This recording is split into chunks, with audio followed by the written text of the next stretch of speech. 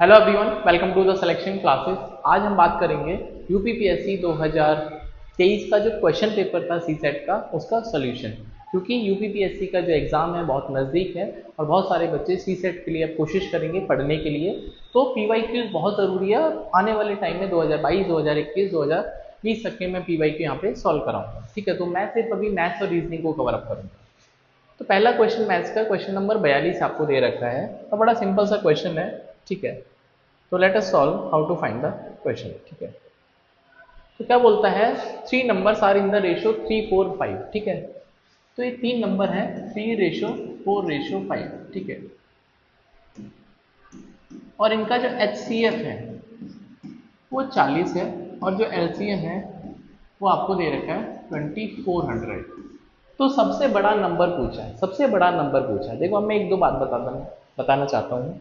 अगर आपके पास H C F given है, हाँ एच सी एफ मान लो हम कहते हैं 4 है और दो नंबर ए और बी है, दो नंबर ए और बी है, तो आपको जो नंबर अज्यूम करने हैं हमेशा 4 के मल्टीपल में करने हैं। क्यों? क्योंकि ऑलरेडी उसमें बोलता है कि 4 आपका एच सी एफ है।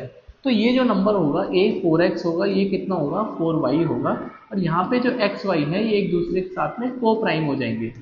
को प्राइम का मतलब है अब इनमें कुछ भी कॉमन नहीं होगा, क्योंकि ऑलरेडी 4 कॉमन था जो हाईएस्ट था, इसके अलावा हम कुछ भी कॉमन नहीं ले सकते।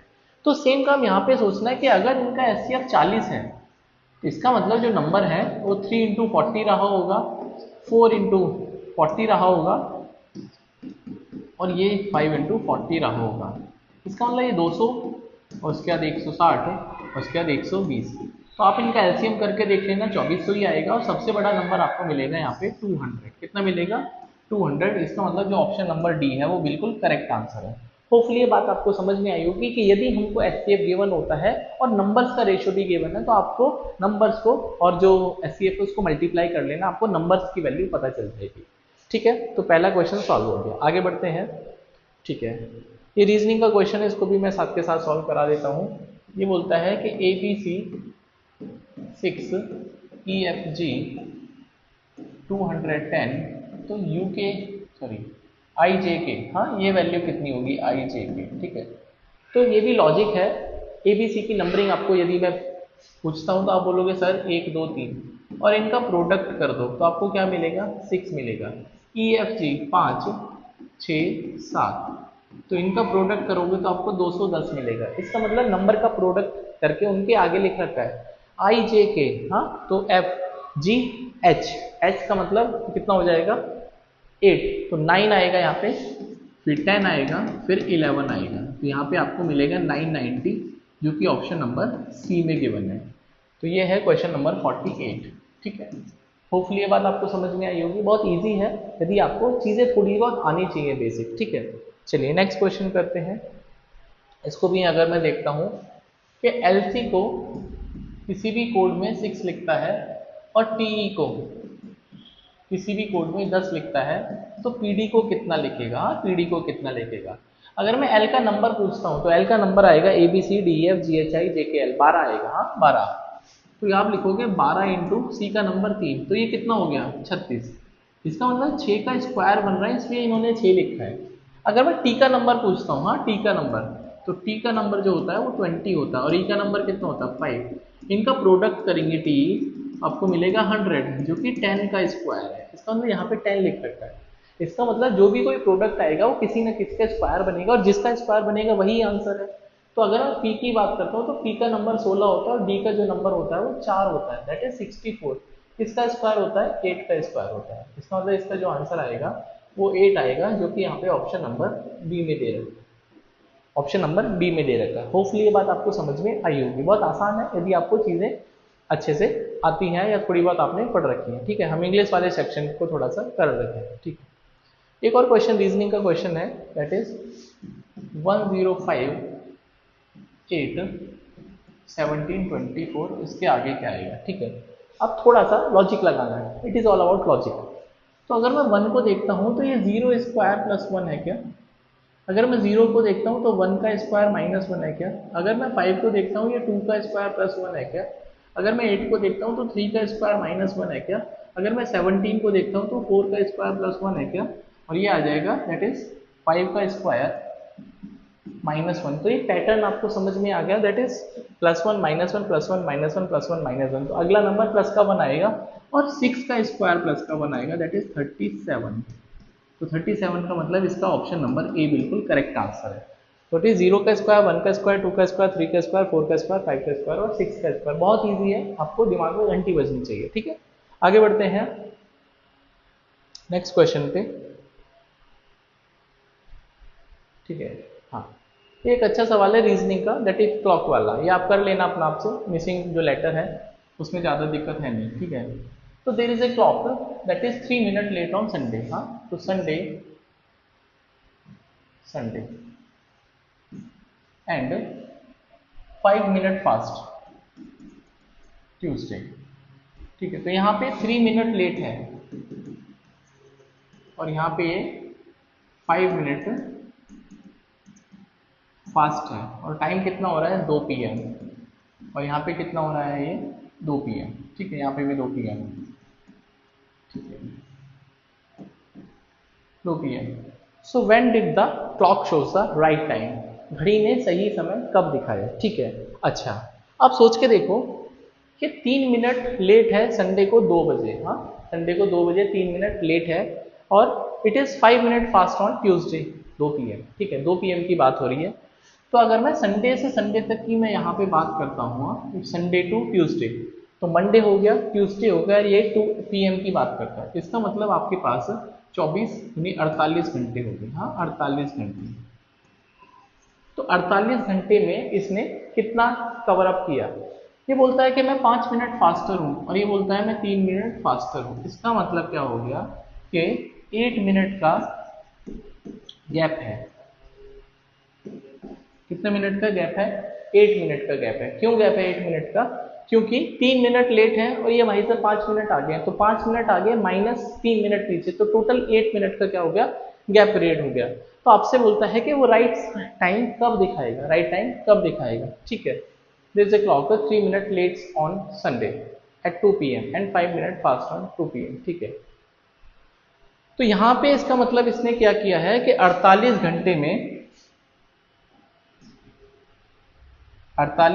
में इसने 8 मिनट का एक तरह से गेन किया है। भाई 3 मिनट पीछे था और 5 मिनट आगे हो गया 48 घंटे में। बट आप ये चाहते हैं कि बिल्कुल राइट टाइम आपको देखना चाहिए। हाँ, राइट टाइम। इसका मतलब क्या है कि अगर मैं 1 आवर में देखता हूं तो 1 आवर में 8/48 मिनट बोले तो 1/6 मिनट का क्या होना चाहिए? गेन होना चाहिए। मतलब 1 घंटे में 1/6 मिनट का गेन होना चाहिए।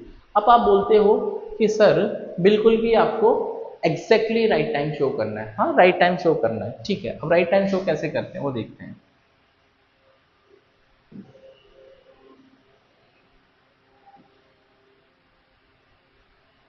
क्या हो गया? हाँ, ठीक है, तो ये बोलता है कि 1 घंटे में 1/6 का आपको गेन होता जा रहा है, 1/6 का गेन होता जा रहा है। ठीक है, तो आपको सिर्फ क्या करना था, जो 3 मिनट पीछे है ना वो देखना था कि वो जब 3 मिनट पीछे है तो कितना उसको गेन करने में टाइम लगेगा। क्योंकि यहाँ तो 5 मिनट फास्टर हो गया, तो जो 3 मिनट आपका गैप था वो कितने दिन में पूरा हो जाएगा। मतलब 1/6 मिनट को होने में 1 घंटे लगते हैं, तो 1 मिनट को होने में कितने घंटे लगेंगे? दैट इज 6 घंटे लगेंगे। बट आपको तो अपना 3 मिनट कवर अप करना था, तो 3 मिनट को कवर करने में लगेंगे 18 घंटे। कितने लगेंगे? 18 घंटे। तो अगर मैं यहाँ से 18 घंटे काउंट करता हूँ तो 12 मतलब 2 बजे से 2 बजे तक 12 घंटे होते हैं, दिन के हो जाएंगे। लेकिन हाँ, दैट इज 12 AM। तो 12 AM 12 आवर प्लस 6 आवर्स, मतलब प्लस यहाँ पे हो जाएगा 6 बज जाएंगे, तो 6 AM। और ये बात हो जाएगी अब मंडे की, मतलब मंडे को 6 बजे वहाँ गया, क्या गड़बड़ हो गया? 18 घंटे। अच्छा, 2 बजे की बात हो रही है ना कि 12 बजे की। हाँ, 2 बजे की बात हो रही है, तो 2 AM हो जाएगा ये। हाँ, 2 AM और 6 घंटे और आगे जाएगा तो कितने AM हो जाएंगे ये? That would be 8 AM। ठीक है, तो 2 m के बाद 6 m जोड़ेंगे, 6 घंटे जोड़ेंगे तो 8 बजे जो है मंडे को राइट टाइम शो करेगा। क्यों? क्योंकि 3 मिनट का आपको कैच करना था, बाकी आगे निकल गया वो अलग बात है, बट आपको कैच तो 3 मिनट पीछे थे, तो आपको अपनी घड़ी को 3 मिनट आगे लाने में कितना समय लगेगा, वही इसका करेक्ट टाइम था। तो आप इसको रिवाइंड करके देख लेना, कोई डाउट आता है तो फिर से मुझे कमेंट कर देना, ठीक है। नेक्स्ट क्वेश्चन करते हैं, ये एक्समैन, ठीक है।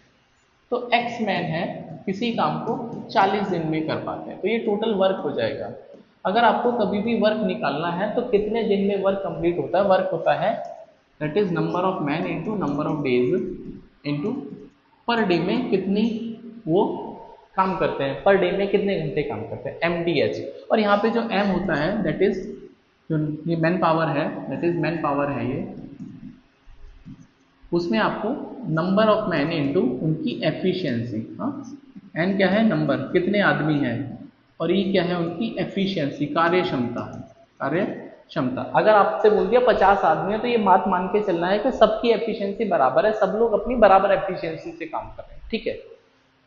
तो एक्स आदमी किसी काम को 40 दिन में कर सकते हैं। After adding 5 extra man 10 days are saved, ठीक है, देन 30 मैन, ठीक है। इसका मतलब अगर आपने एक्स आदमियों से काम कराया था तो 40 दिन लग रहे थे, लेकिन आपने क्या किया कि अब आदमी बोला लिए 5 एक्स्ट्रा मैन, तो 10 दिन आपके बच गए। इसका मतलब अभी जो वर्क है वो 30 दिन में फिनिशअप हो गया, हाँ 30 दिन में फिनिशअप कर लिया।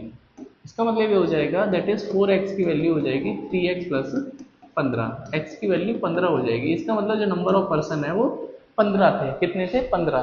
तो 30 आदमी उस काम को कितने दिन में कर पाएंगे, हाँ 30 आदमी। तो अगर हम वर्क की बात करेंगे तो टोटल वर्क कितना हो जाएगा भाई, टोटल वर्क है 15 आदमी 40 दिन, 15 इंटू 40 600। अब 600 वर्क को टू बी डन बाय, अभी किससे करना है भाई, ये करना है सिर्फ और सिर्फ 30 मैन से। तो भैया 30 आदमी इसको कितने दिन में कर पाएंगे, 30 से डिवाइड करेंगे तो 20 दिन में कर पाएंगे। होपफुली ये बात आपको समझ में आई होगी कि यदि ज़्यादा लोग आते हैं तो नंबर ऑफ डेज कम लगते हैं, ठीक है। नेक्स्ट क्वेश्चन, ये भी एक अच्छा सवाल है कि there are 2 dog start running in opposite direction. हाँ देर आर 2 डॉग्स, यहाँ से एक डॉग नंबर 1 भाग रहा है, यहाँ से एक डॉग नंबर 2 भाग रहा है। इनकी जो स्पीड है वो डायमीटर आपको 7 दे रखा है, डायमीटर 7 मीटर दे रखा है। ये 2.5 मीटर पर सेकेंड से भागता है और ये भाई साहब 3 मीटर पर सेकेंड से भाग रहे हैं, ठीक है।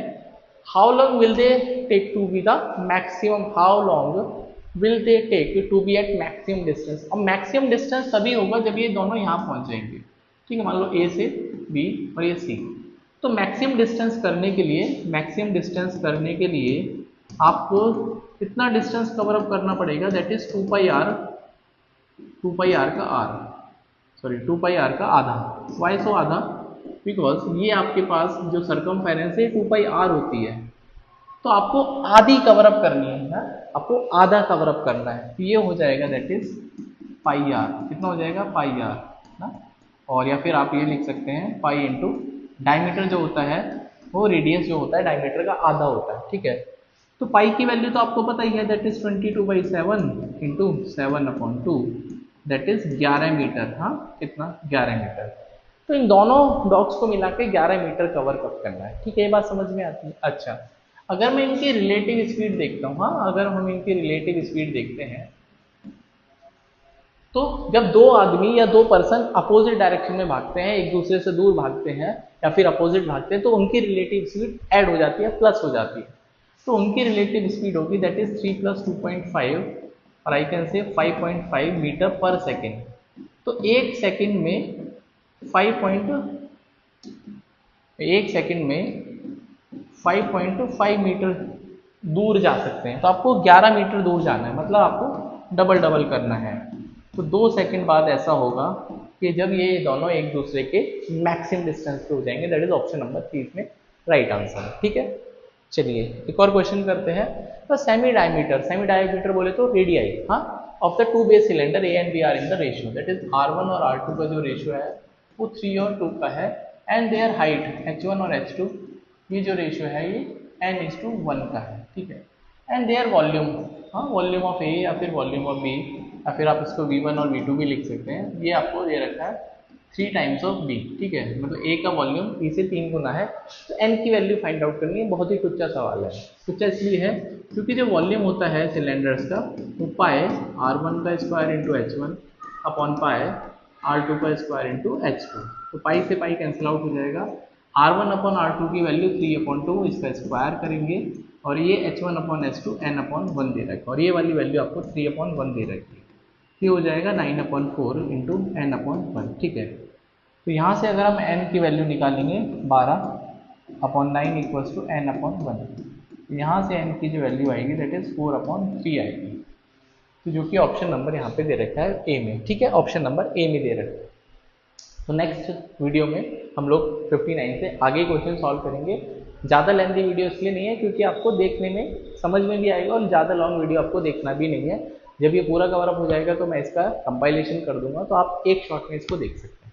तो मिलते हैं नेक्स्ट वीडियो में कुछ और क्वेश्चन के साथ में, और बहुत सारे क्वेश्चंस मैं बीच बीच में अपलोड करता रहूँगा, शॉर्ट अपलोड करूँगा, तो चैनल को सब्सक्राइब कर लेना। मिलते हैं नेक्स्ट वीडियो में, बाय, टेक केयर।